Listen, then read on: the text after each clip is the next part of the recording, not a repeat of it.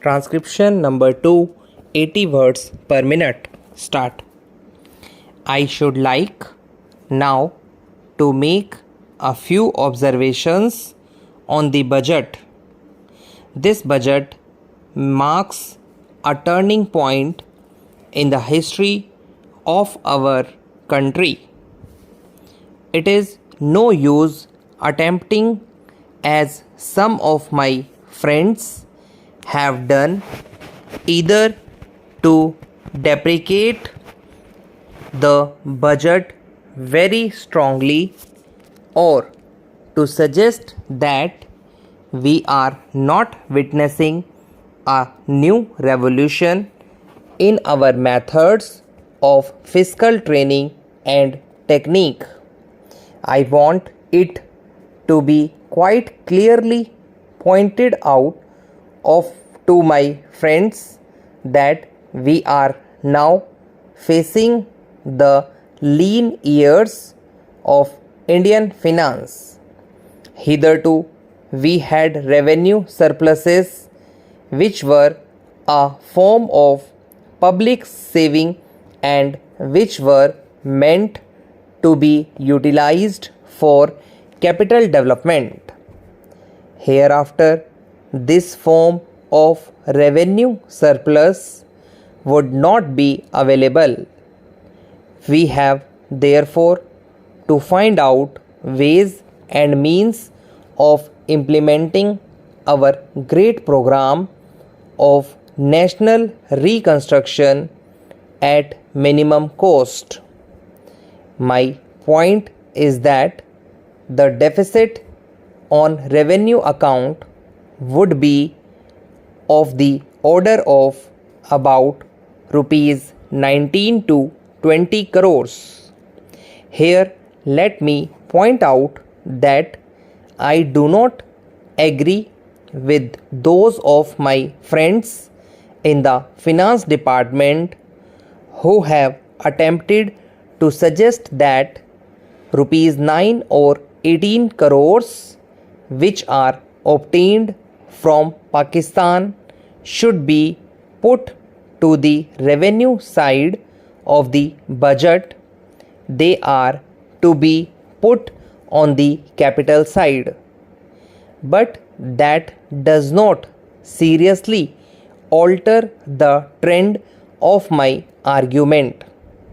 What I am suggesting is that we would have to be prepared for a deficit of a much higher order even on the revenue side.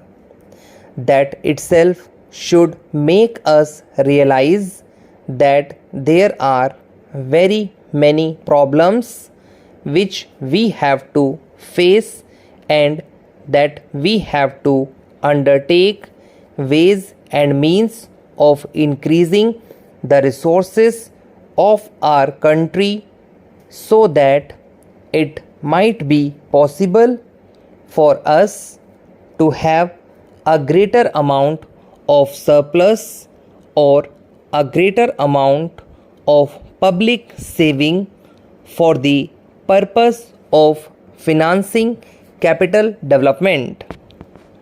The finance minister, in the course of his speech, Mr.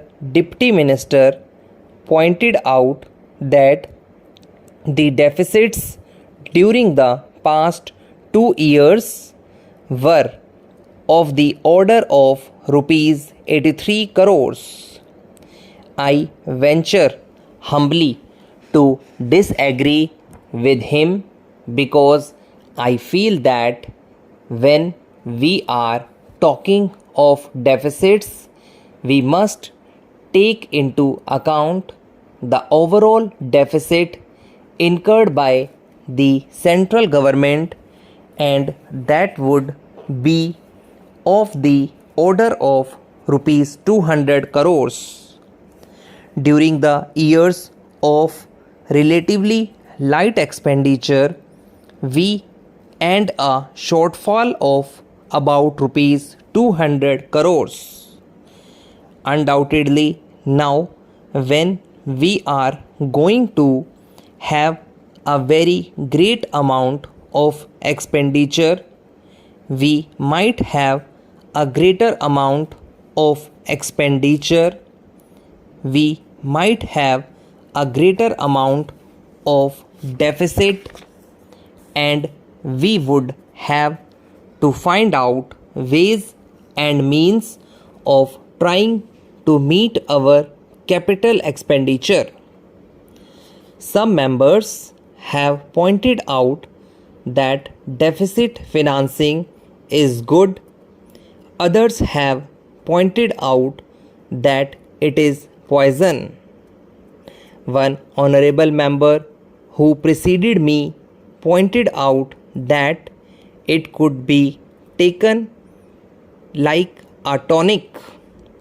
Now, I am not willing to enter into the merits of deficit financing or demerits of deficit financing in an academic spirit. The time has now come when we should face realities. I do suggest that we have to indulge in deficit financing, because without indulging in deficit financing, it would not be possible for us to indulge in capital expenditure on such a large scale. But when we are talking of the scope of deficit financing, I would like to place before the House and the Finance Minister the two great limitations which face us. The first limitation that faces us is that concerning the internal price level. The Honorable the Finance Minister referred to the cost of living. He said that he was going to keep a watch over the cost of living so that it may not shoot up within a short period and make a mess of the plans of capital development. But there is another limitation which has also to be borne in mind, a limitation which has not received as much notice as it should have done in all the discussions that have taken place on deficit financing.